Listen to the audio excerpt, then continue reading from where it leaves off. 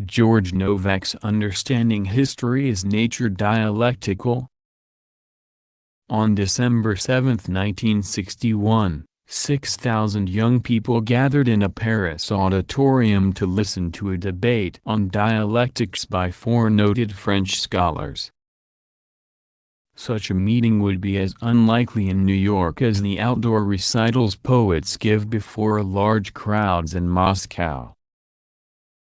Different countries, different customs, and different levels of cultural and intellectual development. The participants in the symposium represented the two most widely discussed philosophies of our time, existentialism and Marxism. Neither trend of thought has the following in the United States that the first has in Western Europe or the second in communist countries. America's ideological life is provincial and lags far behind the most advanced movements elsewhere. Jean Paul Sartre, possibly the most influential living man of letters, and Jean Hyppolite, Sorbonne professor and Hegelian scholar, upheld the existentialist viewpoint. Roger Garaudy of the Political Bureau of the French Communist Party, director of its Center for Marxist Studies and Research, and author of numerous philosophical works, and Jean-Pierre Vigier, one of France's leading theoretical physicists, spoke for Marxism.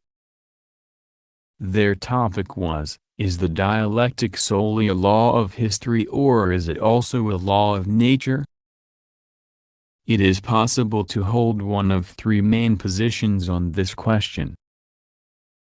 The first is that dialectics is sheer metaphysics, a vestige of theology, an aberration of logic, meaningless verbiage which has no reference to reality and is useless for scientific thought in any field.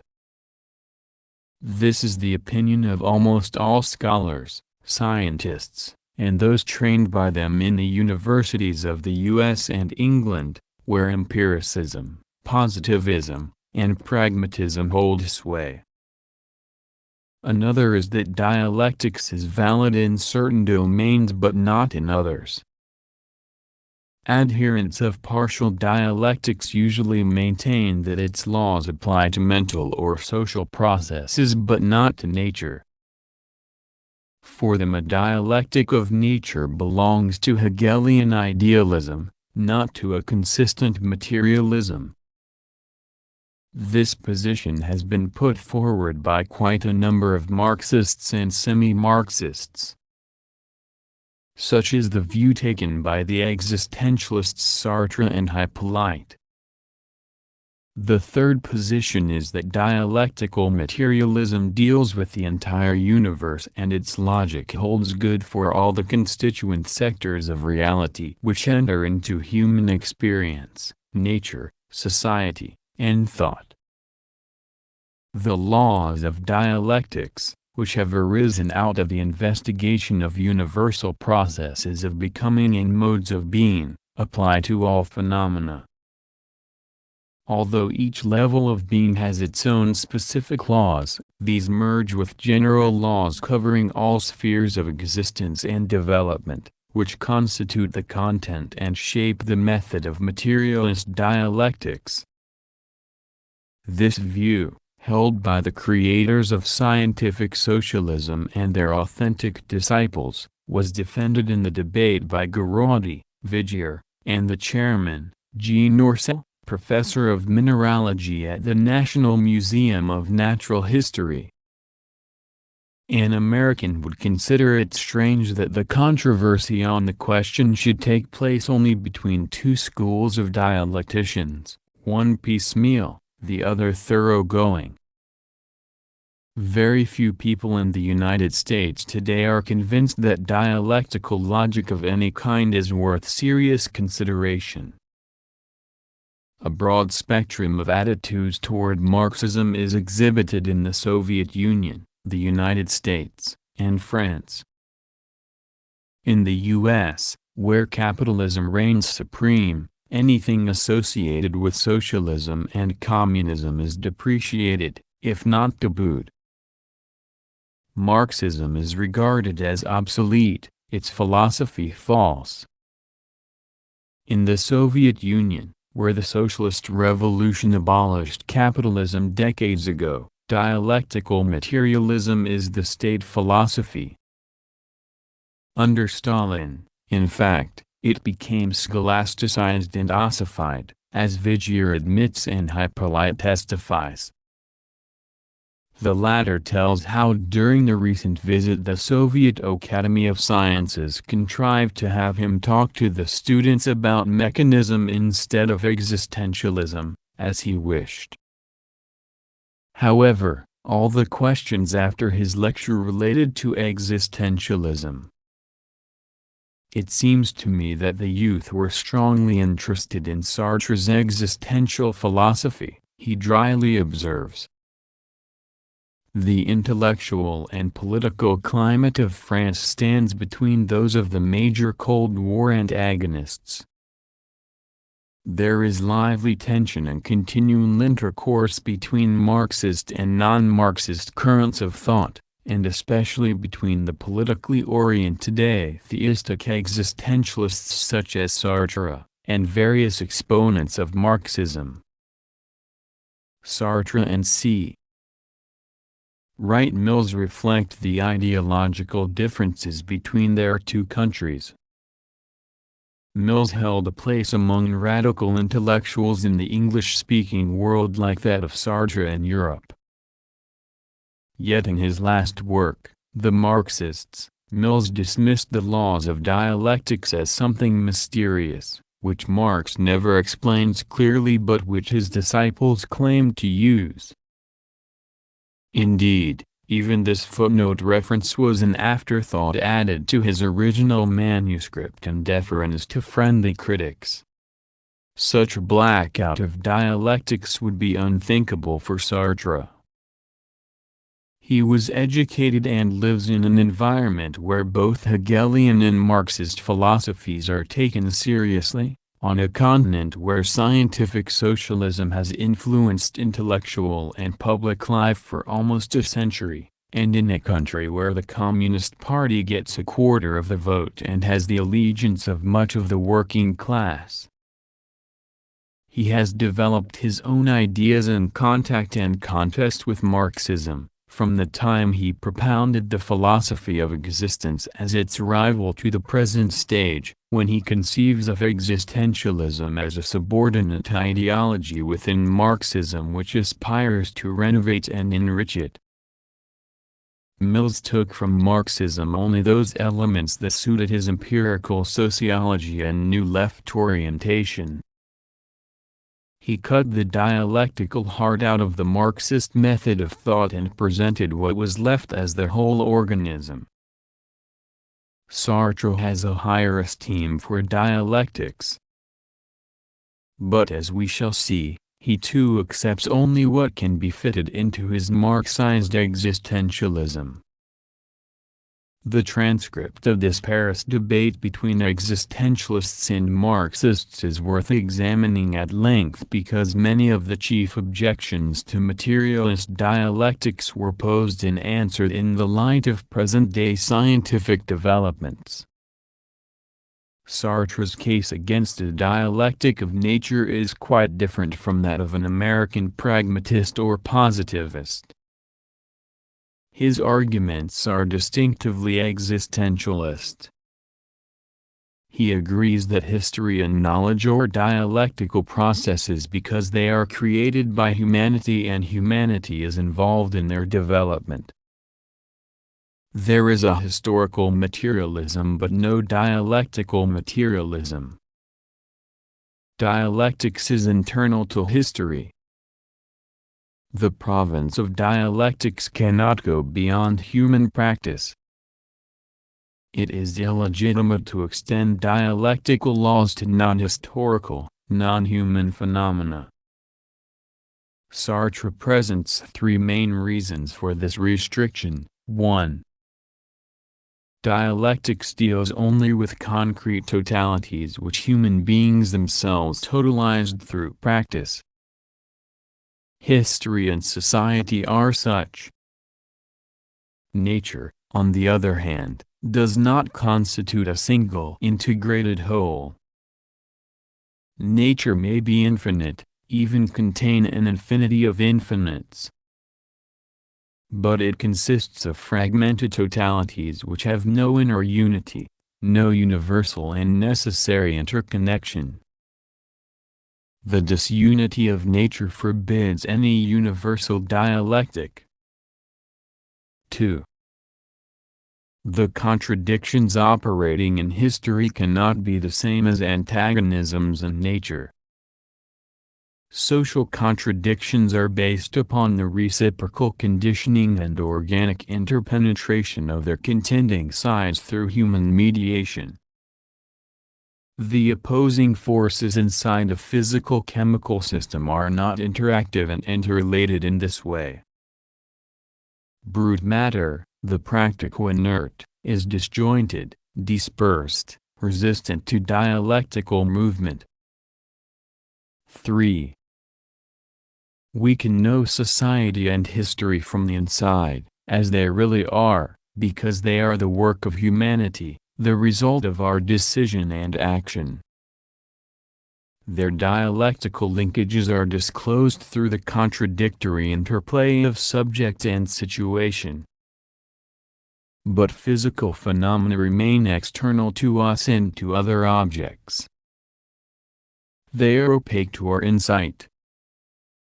We cannot penetrate to their real inner nature and grasp their essence.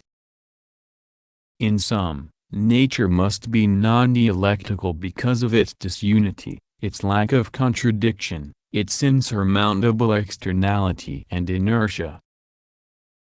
The only possible dialectical materialism is historical materialism, which views our establishment of relations with the rest of reality from the standpoint of our action upon it. Orthodox Marxists revert to theology and metaphysics, says Sartre, by extending dialectical laws over nature on purely philosophical or methodological grounds.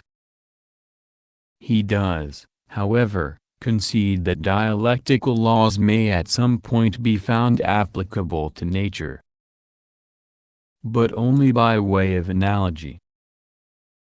This presently involves a risky extrapolation, which must await verification through further findings by the natural scientists.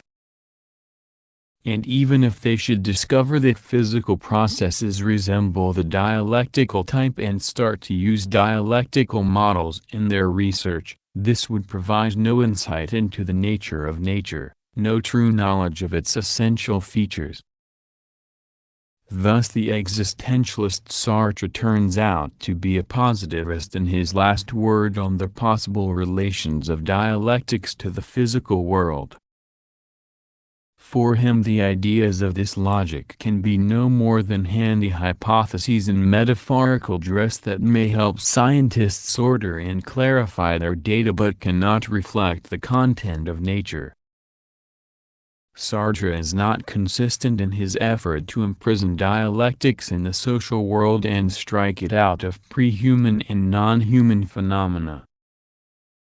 His arguments against the dialectics of nature are more fully set forth in his 1960 philosophical work of 755 pages, Critique of Dialectical Reason, of which the first part was published here in 1963 under the title Search for a Method. There he admits that living matter, at least, may develop dialectically. Sartre writes, "The organism engenders the negative as that which disrupts its unity. Disassimilation and excretion are still opaque and biological forms of negation insofar as they are a movement oriented toward rejection." This exception opens a breach in his position. Garaudy correctly observes that once Sartre has recognized that negation and totalization exist in the pre-human state, it will be difficult to stop halfway and keep dialectics confined to biology without extending its jurisdiction to the rest of nature. In his rejoinder to Sartre, who wishes to see only partial unities or specific totalities in nature, Vigier points out that nature is a whole made up of myriad parts. The reality of the universe we inhabit is both material and dialectical. Its unity is expressed in an infinite series of levels of existence. Each of the specific realms of being which collectively constitute the material universe is finite, partial, it incorporates only a limited aspect of the whole. In itself nature is endless and inexhaustible. It forever generates new properties, modes, and fields of existence. There are no limits to what it has been, to what it now is, to what it may become. One of the major errors of mechanical and metaphysical thought about nature, Vigier says, is the notion that it is based upon ultimate elements from which everything else issues and with which the rest of reality can be built up. This conception, which goes back to the Greek atomists, has been carried forward by the natural scientists who believed that molecules, atoms, and then elementary particles were the basic building blocks of the entire universe. Actually, science has been developing along different lines, both in regard to the universe at large, the macrocosm, and to the subatomic domain, the microcosm. There is no foreseeable end to astronomical phenomena or our discovery of them, as the recently discovered black holes indicate. What appears immobile on one level is really in flux at another level. There are in principle no irreducible or immutable elements in nature. This has just been reconfirmed by the acknowledgement that so-called elementary particles can no longer be considered the ultimate objects of microphysics. New microparticles keep turning up which reveal more profound movements and antagonisms. The history and practice of the sciences demonstrate that various totalities exist in nature as well as in human history. Vigier points out that living organisms are totalities which can be decomposed into finer totalities such as the giant molecules. Farther afield, the Earth, the Solar System, our galaxy, and all galactic systems taken together can be approached and analyzed as totalities with a disregard for their detailed fluctuations. The distinct totalities which are found all around us in nature are relative, partial, and limited. Yet, far from negating the unity of nature, they constitute and confirm it. Experiments show that however complicated the biochemistry of life, its processes are fundamentally the same from the algae to the human organism. We ourselves are made of star stuff. It has been ascertained that the universe has a common chemistry, just as all the diverse forms of life on Earth share similar biological laws. The same elements that make up the Earth and its inhabitants are present in the most remote stellar regions. The substantial unity of nature is asserted not only in its structural components, but in its stages and modes of development. Science is rapidly filling in a vast panorama of cosmic advancement. It is uncertain how the observable universe originated, if it did at all. But it has certainly evolved, from the creation of the elements, the constitution of the stellar galaxies, and other celestial phenomena to the birth of our solar system and the formation of the Earth's crust and atmosphere. Then it proceeded to the chemical conditions required for the primary reactions leading to the first forms of life, on through the transformations of organic species, up to the advent of humanity. All this has been climaxed by the birth and forward movement of society over the past million years. This unified process of development is the real basis for the universality of the dialectic, which maintains that everything is linked together and interactive, in continuous motion and change, and that this change is the outcome of the conflicts of opposing forces within nature as well as everything to be found in it. To assert that everything is in the last analysis connected with everything else does not nullify the relative autonomy of specific formations and singular things. But the separation of one thing from another, its qualitative distinctions from everything else, breaks down at a certain point in time and in space. So long as the opposing forces are in balance, the totality appears stable, harmonious, at rest, and is really so. But this is a transient condition. Sooner or later, alterations in the inner relation of forces, and interactions with other processes in the environment, upset the achieved equilibrium, generate instability, and can eventuate in the disruption and destruction of the most hard and fast formations. Dialectics is fundamentally the most consistent way of thinking about the universal interconnections of things in the full range of their development. In addition to denying the unity of nature, Sartre attempts to erect impassable barriers between different orders of existence by splitting nature from human history. Is this justified by the facts? There was a profound interruption in the continuity of natural evolution, a qualitative jump, when humankind lifted itself above the other primates by means of the labor process. There are basic differences between nature and society. They have different laws of development. But there is no unbridgeable gap between them. Just as the inorganic gave rise to the organic, that in turn and in time engendered social life, the distinctive field of human action. But all three sectors of reality remain in the closest communion.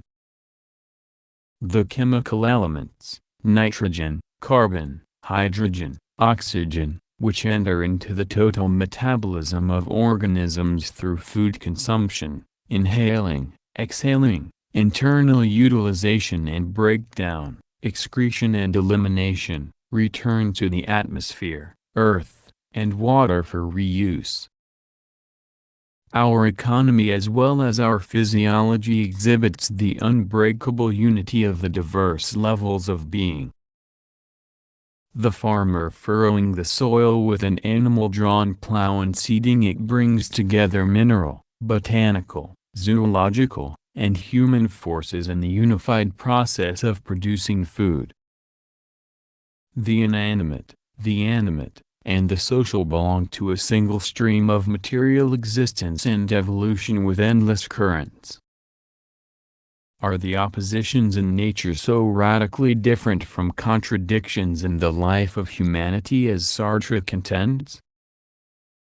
Contradictions on every level of existence have their peculiar characteristics, which must be found out in the course of practical experience and formulated in scientific inquiry. The sociological law that as technology expands, the productive forces of humankind tend to grow beyond and conflict with the relations of production and the property forms in which they have been encased is very different from Isaac Newton's laws of motion. Does this mean that physical and social processes have no common denominators? Marxism maintains that general laws of being and becoming exist which allow both for the identities and differences, the persistent and the changing, in the real world. They embrace both nature and human life and are capable of expression as laws of logical thought. Included in the inventory of the laws of dialectics are the interpenetration of opposites, the passage of quantity into quality, the negation of the negation, the conflict of form and content, and many others. They are as relevant to nature as to society because they are rooted in the objective world. Vigier observes that internal antagonisms, that is to say, the assemblage of forces which necessarily evolve in contrary directions, illustrate the nature of contradiction. The unity of opposites is understood as the unity of elements on one level which engenders the phenomena of a higher level. The transformation of quantity into quality is interpreted as the sudden rupture of equilibrium within a system, for example, the destruction of one of the antagonistic forces, which modifies the equilibrium and gives rise to a qualitatively new phenomenon in the midst of which new contradictions appear. Vigier cites the advances of modern physics as evidence of the intrinsically contradictory properties of analyzed systems, which contain simplicity and complexity, inertia and violent motion at one and the same time.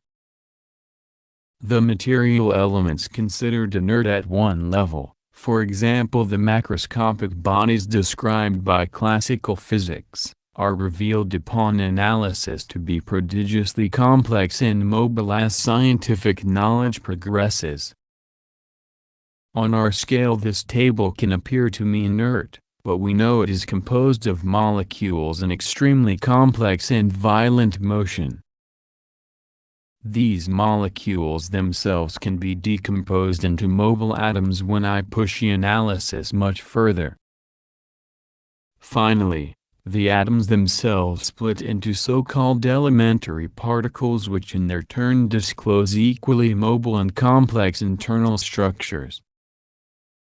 The motion dealt with in contemporary microphysics is not considered as the simple shift of an inert element from one point to another but rather as a violent oscillating movement which develops at one point to the degree it is destroyed in the immediately preceding position. Each side of this dual process of annihilation and creation reciprocally conditions the other. The new emerges from the old in nature by way of contradiction, that is to say, by negating the essential properties of the previous form of being and absorbing its reconstituted elements into a higher synthesis. The major leaps from one qualitative state to another take place on the borderlands of evolution where one state of matter passes over into another. Biochemists are now seeking to ascertain and duplicate the successive steps through which purely chemical reactions produced the first biochemical mechanisms. Although the inorganic is the matrix, the mother of life, life on Earth is something radically novel. As a totality it is other and more than a chemical process, it has structures, properties, and powers that go far beyond its predecessor. It is necessary to seek in the mineral for the origin of the processes and materials of the organic world, says J.D. Burnell, the British physicist, but life itself represents a capital stage in the evolution of matter, the containment of continual chemical processes in a limited volume. Formal logic, which is based on abstract, or simple, identity, A equals A, is too one-sided to explain this negation of one state of matter and its transformation into its opposite, in this case the lifeless into the living, because it excludes from its premises real difference and contradiction, which is the extreme development of difference. But the unity of opposites, A equals non-A, which makes contradiction explicit and intelligible, can explain this transition, which actually occurred on Earth. The emergence of life from the non-living in turn substantiates the objective basis in nature of this law of concrete contradiction, a cornerstone of dialectical logic. According to Sartre, we are barred from knowing the inside of nature because it is not the work of humankind. Are physical-chemical phenomena inaccessible to us because we do not have such direct contact with them as with history? To be sure, remarks Vigier, we have to make and employ experimental devices to delve into the thick of things. But through these instruments we do find out their real properties and inner relations. How can we be sure that our ideas actually correspond to what nature is in itself? This is no new question for philosophy, and Marxism developed a theory of knowledge to answer it. Sartre, like Immanuel Kant, bases his agnosticism upon the supposedly impenetrable character of materiality. Giraldi points out that while relations between the subject and object, the human and non-human, may initially be opaque, they can be rendered more and more transparent by practice and theory. The proof that we know what things really are comes from useful practice. From solar masses to subatomic particles, we handle the materials and direct the operations of nature for our social purposes. If we project through action an idea or scientific hypothesis about the material world or any portion of it, we receive a response, either negative or affirmative. The idea either fits the situation or it does not. Both responses enable us to deal with, and eventually to understand, the features and functions of nature. They disclose not only the movement but the structure of reality. A new hypothesis does not simply destroy the old, leading to null results in the history of thought. The superior hypothesis that replaces the cruder and narrower one contains within itself whatever remains valid and valuable in its outworn and discarded predecessor, as an automatic shear retains the cutting edge of chipped stone, and Albert Einstein's relativity theory includes and explains what is true and useful in Newtonian physics. Knowledge progresses and accumulates in this dialectical manner. It is thus possible to deepen our understanding and extend our control. Even if we never get to learn everything about nature, the verified knowledge actually gained through endless investigation enables us to probe ever more deeply into its recesses. The issue in dispute is whether the structure and movement of nature disclosed by science and experiment is such that only a dialectical method of thought renders the phenomena intelligible and manageable. Sartre evades a definite answer to this question by walling up nature in an unbreachable externality with no windows we can look and reach through. He rejects the Marxist conception that human knowledge reflects objective reality. Giraldi is obliged to clear up two common misunderstandings about this theory which Sartre plays upon. The term reflection does not signify that knowledge is a passive phenomenon which merely duplicates the object, like a mirror image, or mechanically reproduces it, like a stamping machine. The process of conception is more complex and active.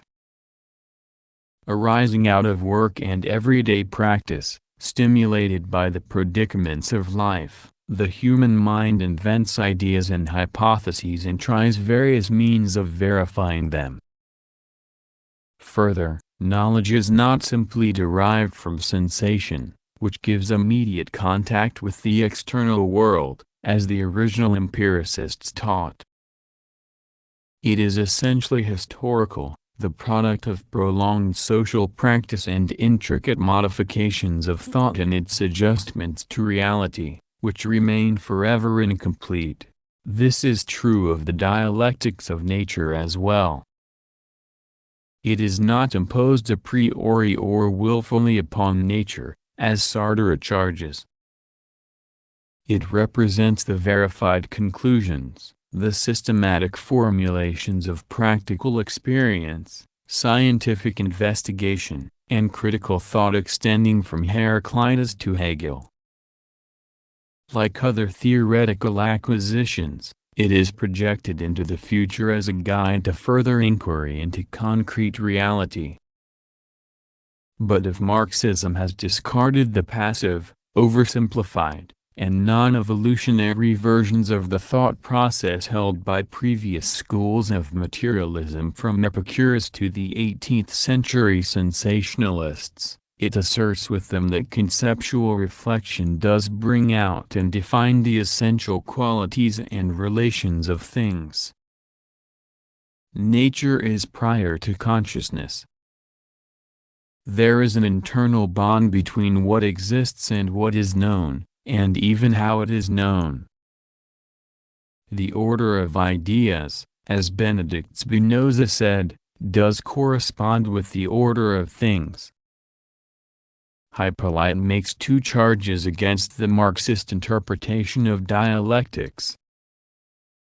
On the one hand, it aims to make nature historical by importing dialectical laws into it, and on the other it tries to naturalize history by subjecting it to the same laws as the physical world. He wishes to keep history and nature in totally separate compartments. This is alien to reality. Nature is through and through historical. Vigier emphasizes how, proceeding from the history of biology and the human sciences, the idea of evolution has step by step invaded the whole of the sciences. After astronomy, it is today breaking through into chemistry and physics. So this idea of history, of evolution, of analysis in terms of development is for us precisely the profound logical root of the dialectics of nature. It can even be said that in a sense all scientific progress is being achieved along the line of abandoning static descriptions for the sake of dynamic analyses combining the intrinsic properties of the analyzed phenomena. For us, science progresses from Cuvier to Darwin, from the static to the dynamic, from formal logic to dialectical logic. Nature and society form two parts of a single historical process. But they are basically different, contradictory parts. Other living beings have history made for them, we make our own history. Animals depend upon the available food and other features of their environment for survival. They cannot alter or discard their specialized organs and ways of life to cope with sudden changes. Entire species can perish when their habitats change too rapidly and radically. Humans, on the other hand, are not subjected to any particular environment or mode of adaptation. We can adjust to new conditions, meet changes, and even institute them by inventing new tools and techniques and producing what we need. Up to now, social development has carried over certain traits of natural development because by and large it has proceeded in an unconscious and uncontrolled manner. The course of society has been determined not by human purposes, but by the unintended results of the operation of the productive forces. But human history has reached the point where it can discard its blind automatism and enter an entirely different type of development. By discovering the laws of social development and collectively acting upon them, we can take control of society and consciously plan its further growth. Hippolyte and Sartre accuse Marxism of instituting a new dogmatism by presenting a fixed and finished system of thought about the world. Hippolyte's last words in the debate are, You risk giving us a sort of dialectics, under the pretext of dialectics of nature, which would be a speculative, i.e., idealistic, thought, in certain respects a theological thought, even though you disclaim such an intention. Sartre contends that Marxist dialectics is a frozen system based upon a limited number of laws, the three mentioned by Engels in Dialectics of Nature. Sartre is right in saying that the laws of logic are not limited. But so does genuine Marxism, even though some doctrinaires of the Stalinist school have sought to limit them. The French philosopher Henri Lefebvre ridiculed one official of the French Communist Party who smugly declared to him, "The house of dialectical thought is finished. There is nothing left to do but put up the tapestries." There does not exist a closed, finished, definitive list of dialectical laws, says Gueraudy. The presently known laws constitute a provisional balance sheet of our knowledge of further social practice, and scientific experiment will permit us to enrich and extend them. Although the dialectical laws discovered and formulated to date have a definite content and universal scope, they are neither completed nor unchangeable. The number and the character of the laws of logic have changed over the past 2,500 years. They will continue to be transformed along with the development of nature, society and knowledge. Sartre strives to secure an objective basis for dialectics by locating it exclusively within human practice. If we refuse to see the original dialectical movement in the individual and in his enterprise of producing his life, of objectifying himself, then we shall have to give up dialectic or else make of it the immanent law of history, he writes in Search for a Method. This is a very misleading description of dialectical movement even within human history. The dialectical development of society proceeds not from the action and decision of the isolated individual in a concrete situation but from the work of the group, first in the struggle against nature, then in the conflict of classes. Subjective components of the whole, such as individual psychology, which so preoccupy the existentialists, are integral and subordinate elements of this objective historical process and derive their validity and significance from it. In the reciprocal relationship whereby human practice transforms and masters the environment, nature retains existential priority, however much this offends the subjectivity of the existentialist philosopher.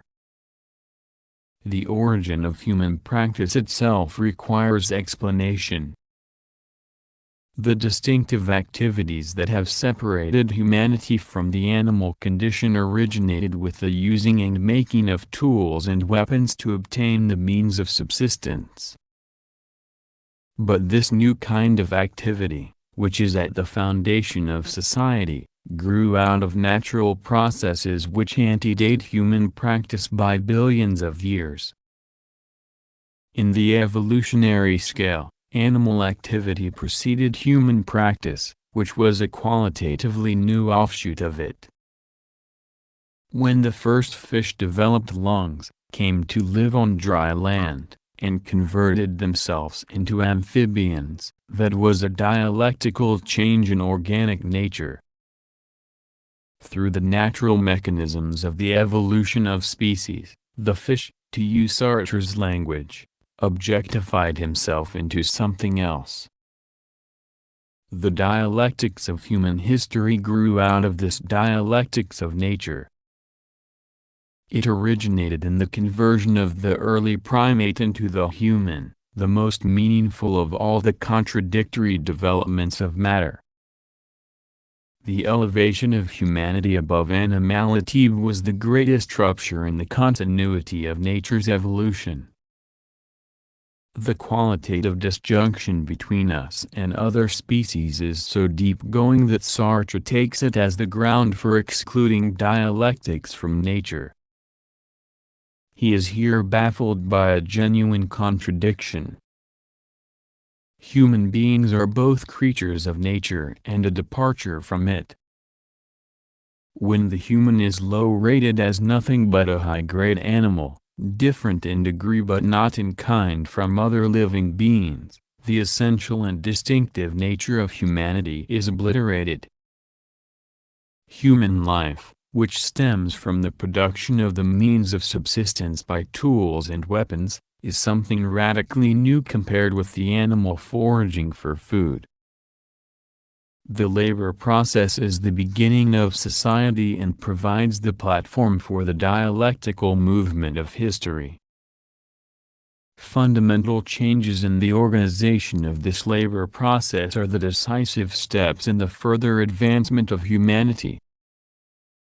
But the processes which humanized our primate ancestors were both a prolongation of brute nature and a level above and beyond it. Just as there is both continuity and discontinuity in the transition from ape to human, so there is comparable continuity and discontinuity between the dialectics of nature and that of history. The dialectics of nature has different forms and proceeds according to different laws than the dialectics of social evolution. It is the prehistory of human dialectics, the precondition for it.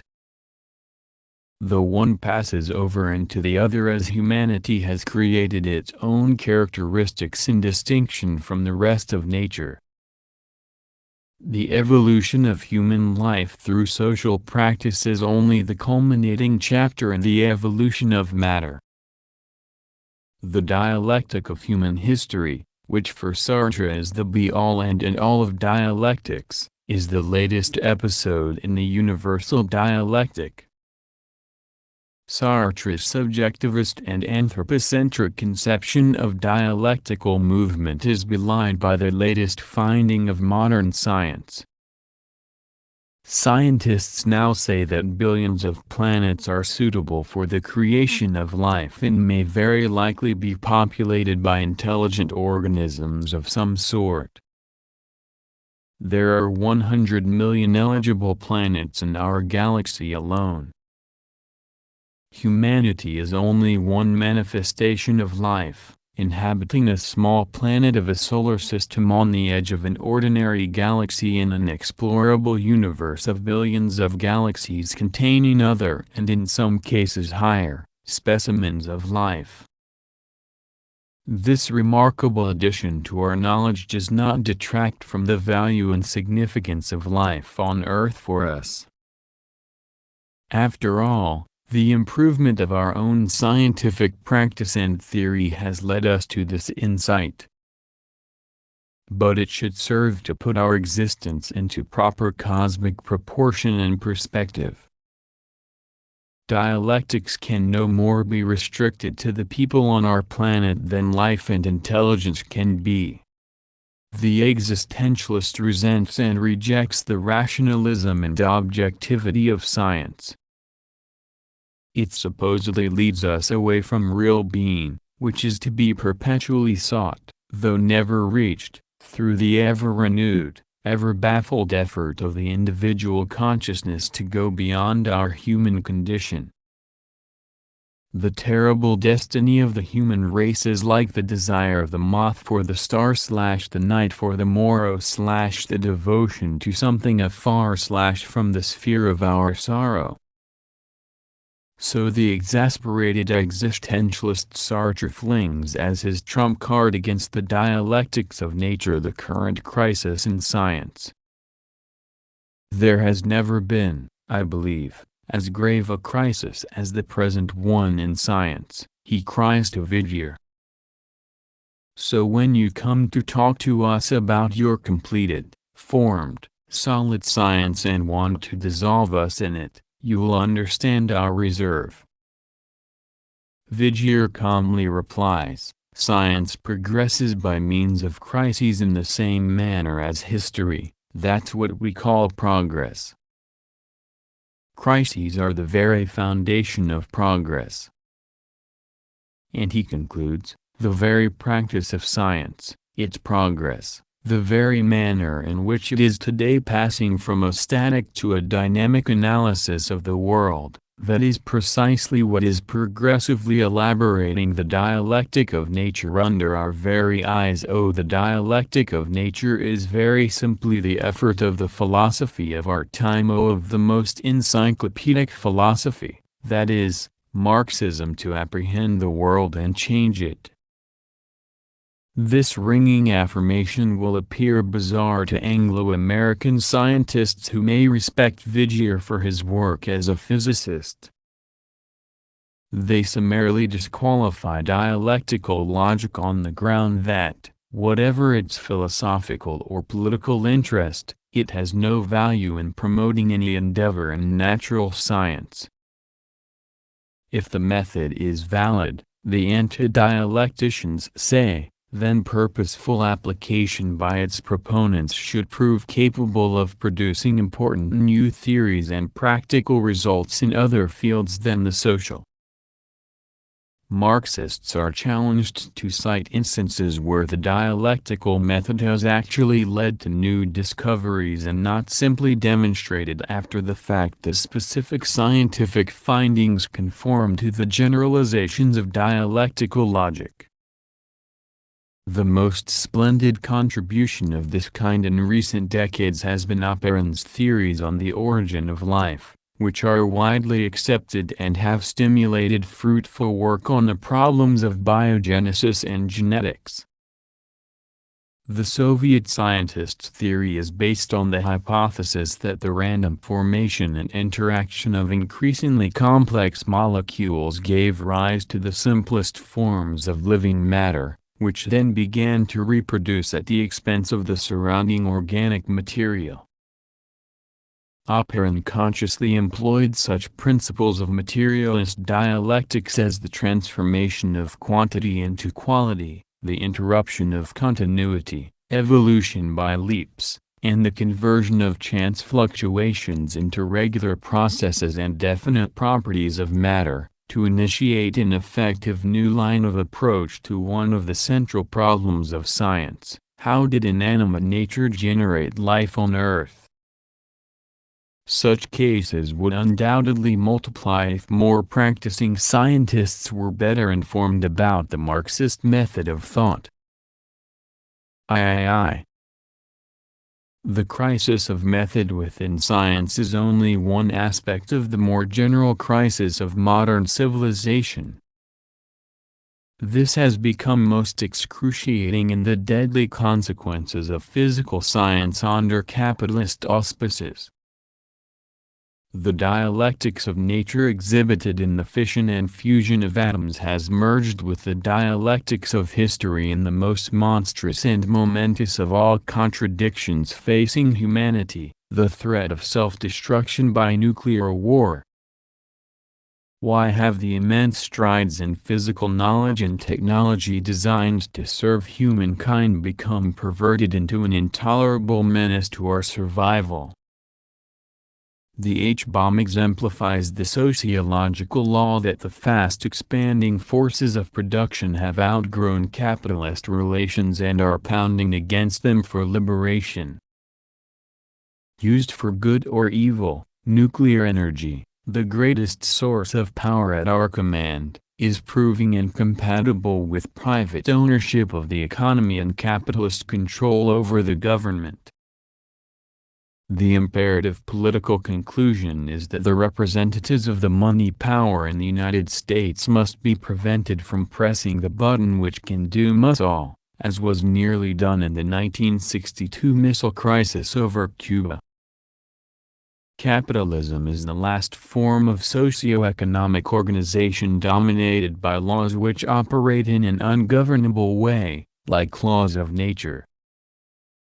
The aim of scientific socialism, the task of the proletarian world revolution, is to subdue all the anarchic forces tied up with capitalism which generate insecurity and havoc in our society.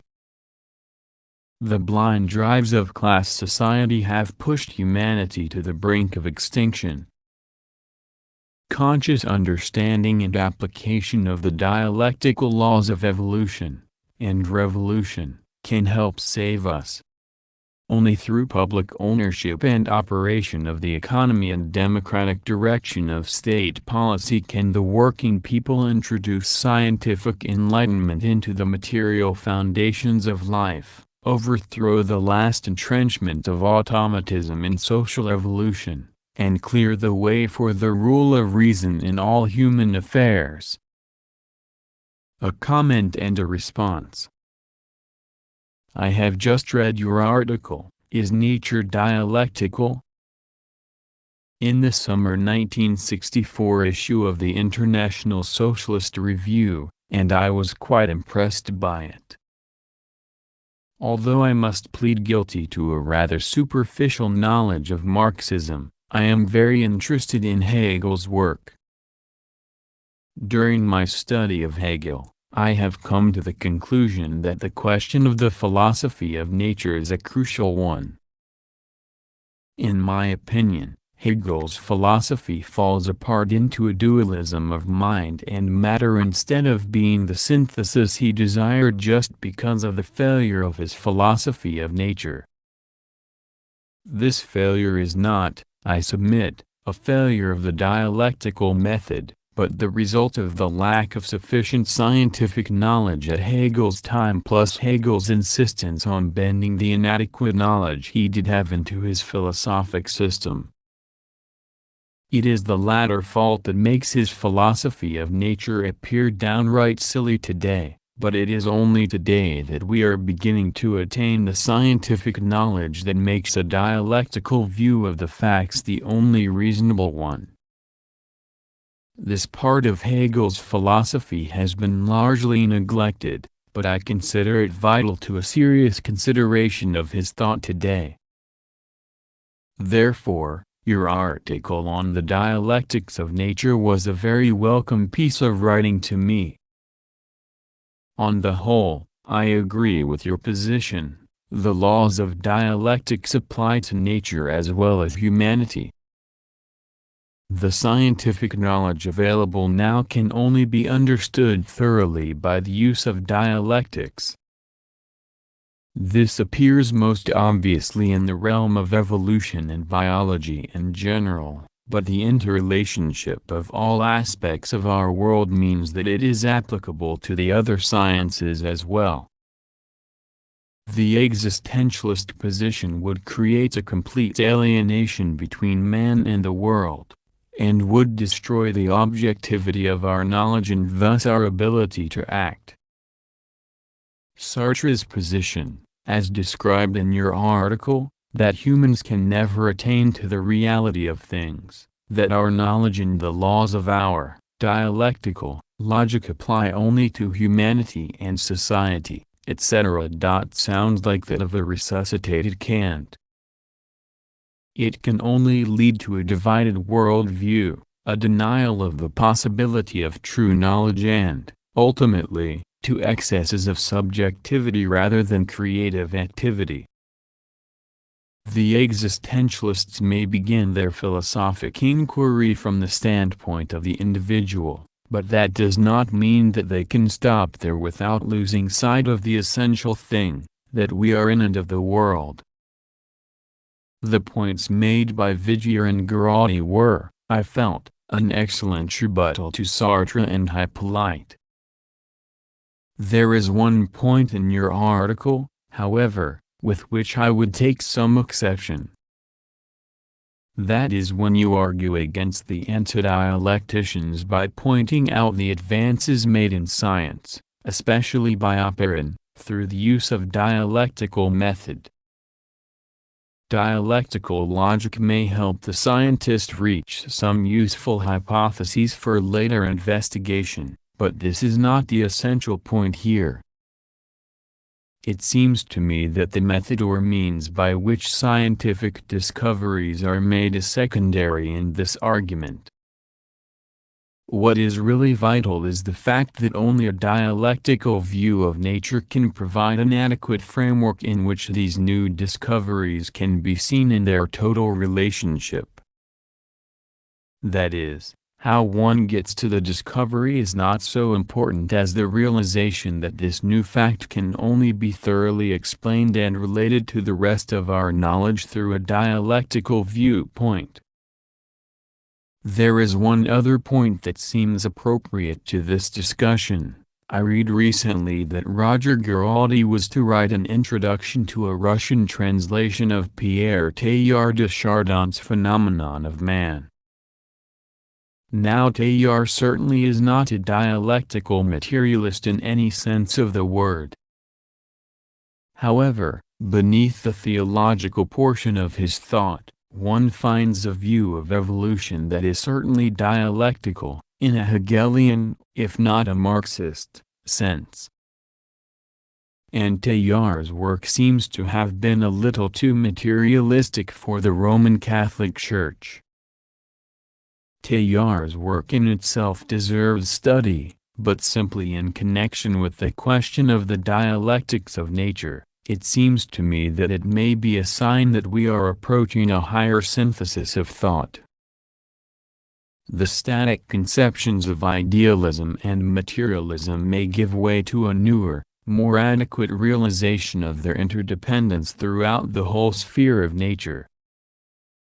That can only be achieved if we recognize the objective character of dialectics, that it applies to nature as well as to history. The perpetuation of alienation between mind and matter, humanity and the world, nature and history, can serve no good purpose, but only leads to fragmentation and confusion in philosophy and action. Dialectics by its nature has to be an open system which not only allows for the addition of new knowledge but also admits our freedom and ability to shape history.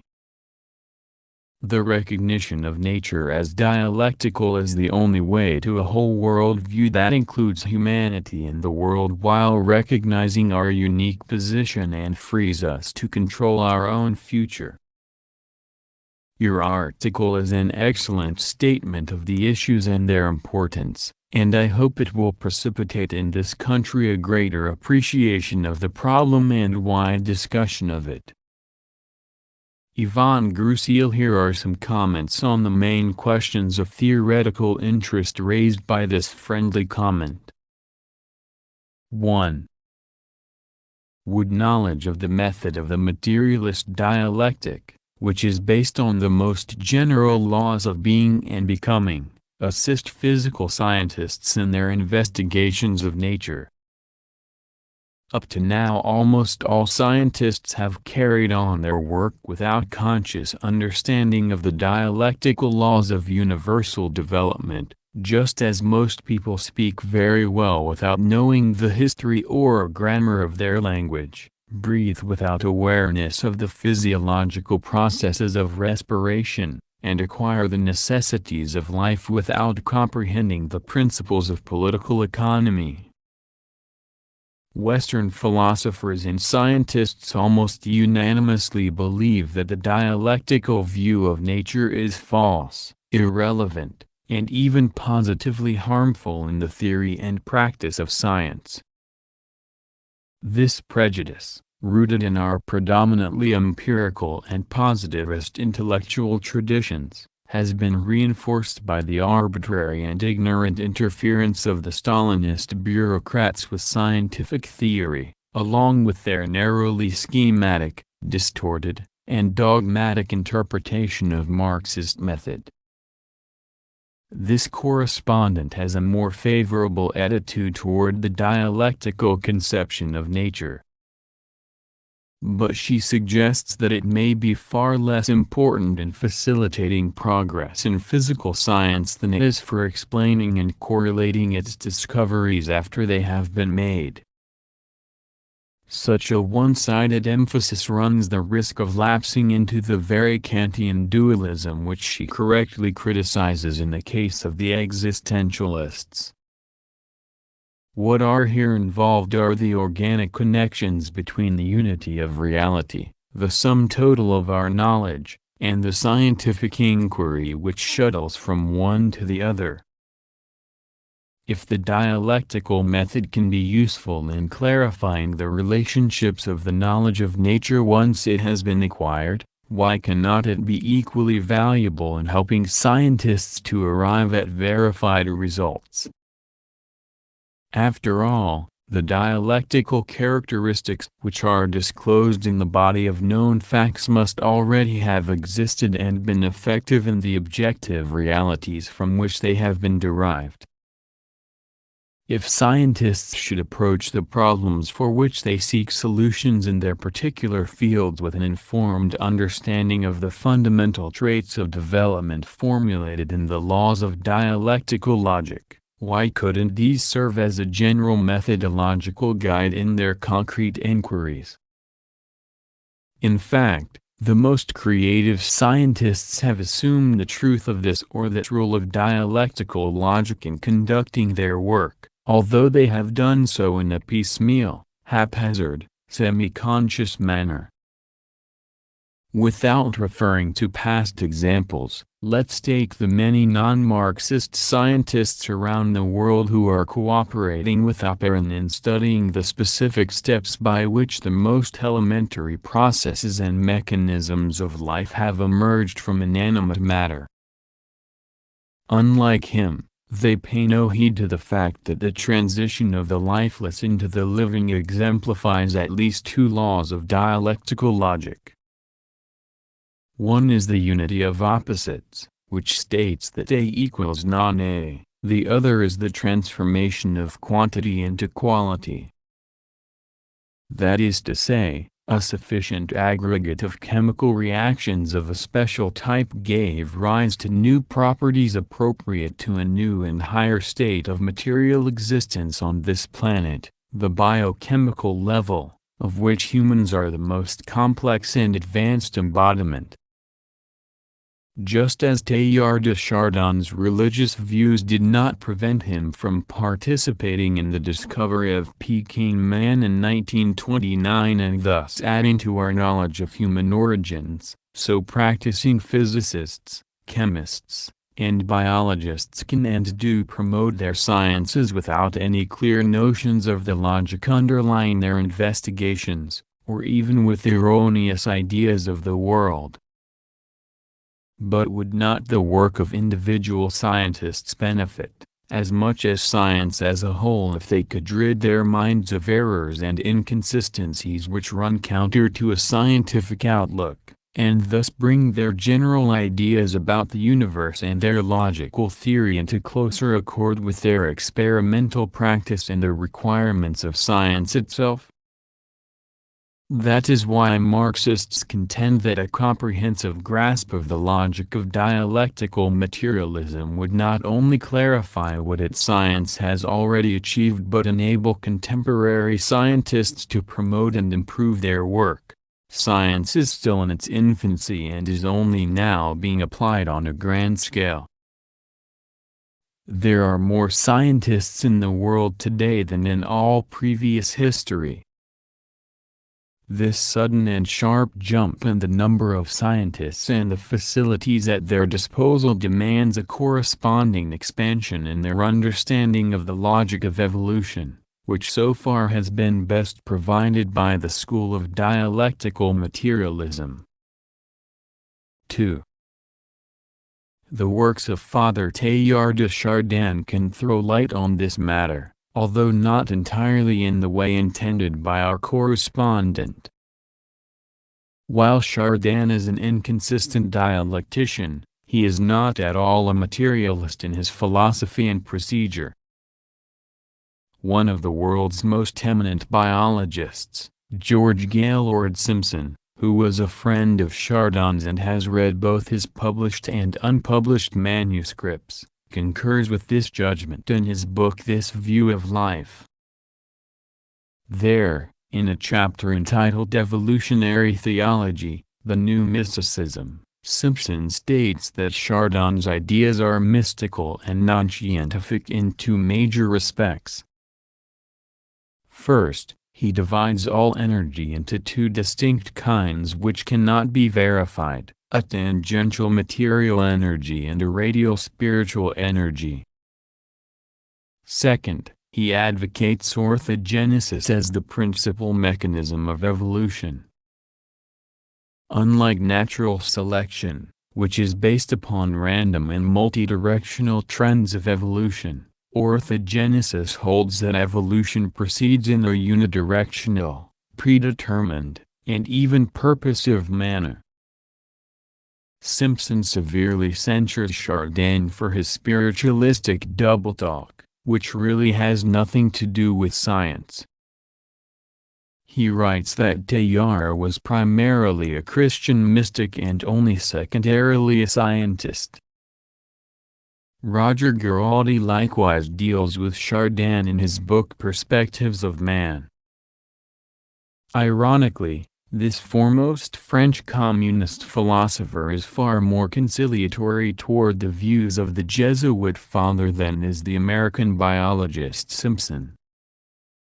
Garaudy's book undertakes a critical analysis of the main currents of contemporary French thought, existentialism, Catholicism, and Marxism. He claims that all three are engaged in a common effort to grasp man in his totality, and he seeks to emphasize their possible convergences. He concludes that radical existentialists, liberal Catholics, and communists can cooperate not as adversaries but as explorers in a common venture which proceeds by different paths toward the same goal. This theoretical position is the reverse of that taken by Garaudy in the days of Stalin's Zhdanov. It is motivated by the desire for a philosophical rapprochement among these incompatible schools of thought to accompany the CP's quest for a political alliance of all democratic, progressive, peace-loving forces as prescribed by the policy of peaceful coexistence. Those unorthodox features of Chardin's thought, which scandalize his superiors in the Jesuit order and the Church but attract liberal Catholics, lend themselves to this purpose. It is true, as Garaudy points out, that Chardin recognized certain dialectical characteristics in the process of evolution, such as the universal interconnection and reciprocal action of all things, the transformation of quantity into quality in connection with biogenesis, though not in the transition from biological to social life, and the transmutation of matter in an ascending series of higher forms. But the finalism and vitalism which permeate his thought, based on the supposition that evolution heads in only one direction, toward greater centro-complexity, toward the omega point where humanity will merge with God, are irreconcilable not only with dialectical materialism but, as Simpson insists, with any acceptable scientific approach to universal evolution. 3. Somewhat in the spirit of Chardin, Ivan Grusiel intimates that the static conceptions of idealism and materialism may give way to a newer, more adequate realization of their interdependence throughout the whole sphere of nature. A Marxist cannot agree with this for numerous reasons. First, there is nothing static about a consistently dialectical and materialist view of nature, which is based upon the proposition that everything is in flux because of the opposing forces at work within it and in the universe. Materialist dialectics is dynamic, mobile, evolutionary through and through. Second, the valid and valuable contributions made to the store of human knowledge by the great idealists of the past, like dialectical logic itself, have been, or ought to be, incorporated into the structure of dialectical materialism without surrendering or compromising its fundamental positions, that reality consists of matter in motion, and that social life and intellectuality are the highest manifestations of the development of matter. Idealism, on the other hand, makes spiritual, supernatural, ideological, or personal forces the essence of reality. Such a fundamentally false philosophy has to be rejected in toto, nor can these two opposing conceptions of the world and its evolution be amalgamated into some superior synthesis eclectically combining the best features of both, as Sartre tries to do with his neo-Marxist existentialism and Father de Chardin in his blend of religious mysticism and evolutionism. Modern thought and science can be most effectively advanced through a firm repudiation of all religious, mystical, and idealistic notions and the conscious adoption, application, and development of dialectical materialism. Working in equal partnership, Marxist logic and the sciences can enable us to penetrate more surely and deeply into the nature of the world we live in.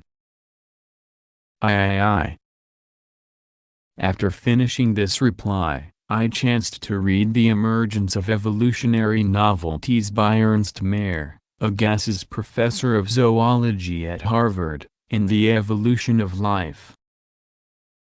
It deals with the key problem of explaining the origin of entirely new biological phenomena on the basis of random variations. Mayr points out that the exact definition of an evolutionary novelty faces the same insuperable difficulty as the definition of the species. As long as we believe in gradual evolution, we must be prepared to encounter mediate evolutionary stages. Equivalent to the cases in which it is impossible to decide whether a population is not yet a species or already a species, will be cases of doubt as to whether a population is already or not yet an evolutionary novelty. The study of this difficult transition from the quantitative to the qualitative is precisely one of the objects of this paper. Mayr finds that there are three main kinds of evolutionary novelties: cellular biochemical innovations, the uric acid and fat metabolism of the cleidoic egg of the terrestrial vertebrates, new structures, eyes, wings, stings, and new habits or behavior patterns, the shift from water to land or from the earth to air.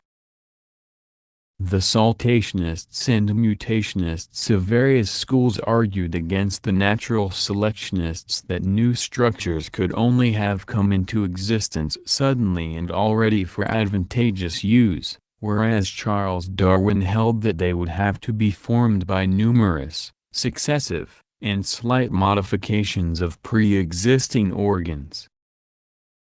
The problem of the emergence of evolutionary novelties, writes Mayr, then consists in having to explain how a sufficient number of small gene mutations can be accumulated until the new structure has become sufficiently large to have selective value.